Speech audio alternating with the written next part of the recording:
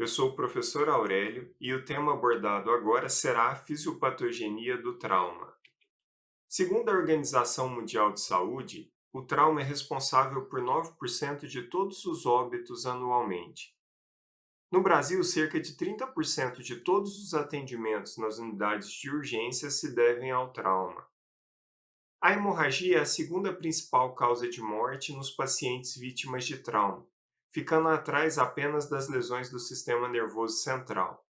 Mas se a gente considerar apenas as primeiras 24 horas, a hemorragia passa a ser a principal causa. Nós podemos dividir o choque em quatro tipos. O choque hipovolêmico, que é aquele causado pela diminuição do volume circulante. O choque cardiogênico, que é principalmente quando temos uma disfunção da bomba cardíaca. O choque distributivo, que é causado pela diminuição da resistência vascular periférica. E o choque obstrutivo, aquele que se deve pela diminuição do retorno venoso ou uma compressão direta sobre o coração. Bom, nós vamos falar especificamente sobre o choque hipovolêmico. Por quê? Porque ele é o mais comum nos pacientes vítimas de trauma. Se o paciente teve um trauma e está em choque, nós vamos considerá-lo que ele é hipovolêmico até que se prove o contrário. Nesse choque, nós observamos respostas em todo o organismo, mas aqui nós vamos destacar quatro das principais delas, que seriam as respostas cardiovasculares, as respostas renais, as respostas pulmonares e as respostas neuroendócrinas. Em relação às respostas cardiovasculares, nós observamos que elas acontecem principalmente de três formas: alterando a resistência vascular periférica, interferindo no débito cardíaco e aumentando a frequência cardíaca. Essas alterações se devem basicamente pela estimulação do sistema nervoso simpático. A partir dessa estimulação, ocorrerá um aumento da produção de ADH e ACTH, com aumento da liberação de adrenalina, cortisol e noradrenalina, uma maior secreção renina-angiotensina, e isso causando um aumento da resistência vascular periférica com o intuito de manter a perfusão para órgãos-alvo, órgãos principais como o coração e o cérebro. Esse controle da resistência periférica ele vai ser estimulado basicamente por substâncias vasoconstritoras estimuladas pelo sistema nervoso simpático, como a noradrenalina, o ADH, a angiotensina 2 e o tromboxano A2, mas existe uma resposta local que tende a balancear essa vasoconstrição, ou seja, ocasionando uma vasodilatação local. Essas substâncias locais são basicamente o óxido nítrico, as prostaglandinas e produtos metabólicos liberados ali localmente. Então, vai ocorrer esse balanço o tempo todo entre uma vasoconstrição e uma vasodilatação.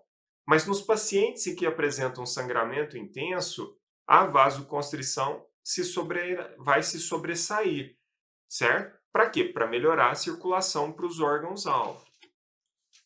Há um mecanismo também que ocorre nos vasos de capacitância. Aqui o sistema nervoso simpático vai ocasionar uma importante venoconstrição. Essa constrição venosa ocasionará a redução da capacitância venosa, promovendo um grande aumento do retorno venoso.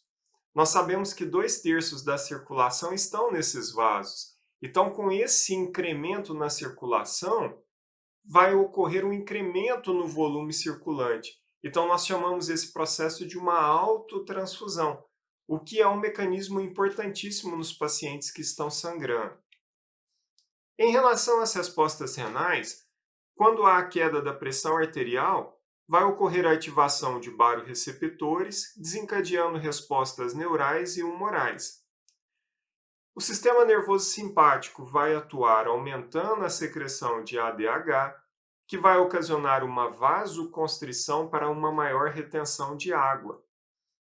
Além disso, haverá um aumento da angiotensina 2, aqui por estimulação direta do sistema renina-angiotensina-aldosterona, que vai levar a uma maior resistência da arteríola eferente, promovendo um aumento da absorção de sódio, uma diminuição do fluxo plasmático renal e na taxa de filtração glomerular, com o intuito de auxiliar para restaurar o volume circulante.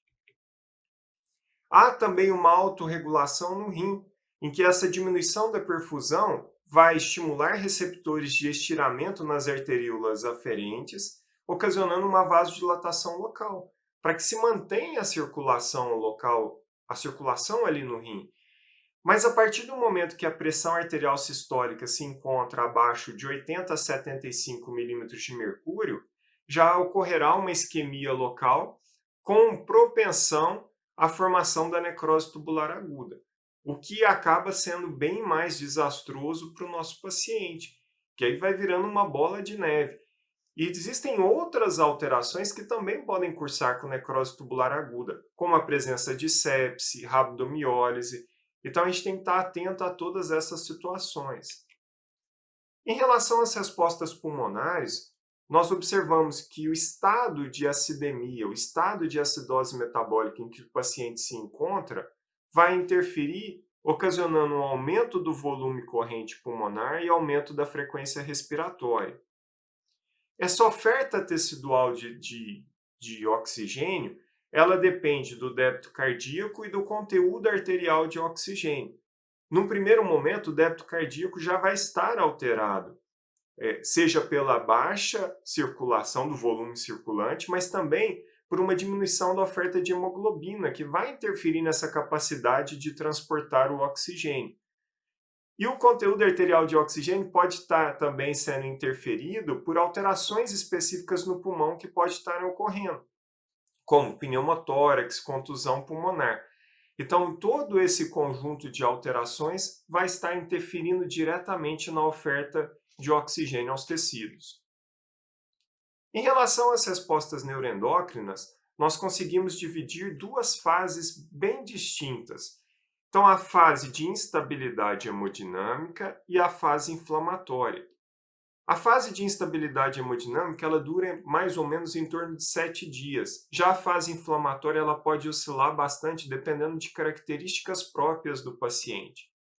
O que nós observamos na fase de instabilidade hemodinâmica é um metabolismo reduzido, hipotermia, um estado de hiperglicemia, um aumento do catabolismo proteico, aumento do glucágon, aumento das catecolaminas, dos glicocorticoides, uma redução na insulina, redução do débito cardíaco e uma baixa perfusão tecidual. Essas são as características marcantes dessa fase. Já na fase inflamatória, nós conseguimos perceber um hipermetabolismo, um aumento da temperatura corpórea, um aumento do gasto energético, um catabolismo proteico intenso, glucágon, catecolaminas, glicocorticoides estão normais, mas há um aumento da insulina, um aumento do débito cardíaco e uma perfusão tecidual normal. Essas são as características marcantes da fase inflamatória. No trauma, a partir do momento em que ocorre dano tecidual, lesão tecidual, vão ser liberadas as DAMPs. DAMPs são moléculas que são liberadas ali no dano celular, no dano tecidual. E essas moléculas, quando elas se unirem a receptores celulares, elas vão desencadear uma cascata de resposta inflamatória. Então, qualquer trauma terá algum nível de resposta inflamatória. E isso aqui é significativo quando a gente avalia pacientes com síndrome da angústia respiratória aguda, pacientes com SIRS, que é a síndrome da resposta inflamatória sistêmica. Então, toda essa cascata acaba interferindo ou piorando a situação do nosso paciente. Existem alterações microvasculares também. Basicamente, vão ocorrer edema de células endoteliais, alterações nas hemácias, diminuição da velocidade dos eritrócitos e tudo isso finalizando ali com uma disfunção mitocondrial significativa. E alterações coagulatórias. Nós observamos no trauma claramente no paciente que está sangrando, redução do número de plaquetas, diminuição no tempo de coagulação, um aumento do consumo dos fatores de coagulação e há um estado característico no paciente que tem um sangramento intenso, que é o estado de ativação da coagulação e ativação da fibrinólise. E hoje está claro que existem situações em que se inicia o processo de alterações de coagulação nesses pacientes. Esses estados seriam lesão tecidual, o choque, a inflamação, hemodiluição, a acidemia e a hipotermia. Então, esses fatores desencadeariam alterações na coagulação e que isso culminariam com piora da resposta sistêmica do nosso paciente. Na próxima aula, vamos abordar como reconhecer o choque e como iniciar o seu tratamento. Até lá, pessoal. Obrigado.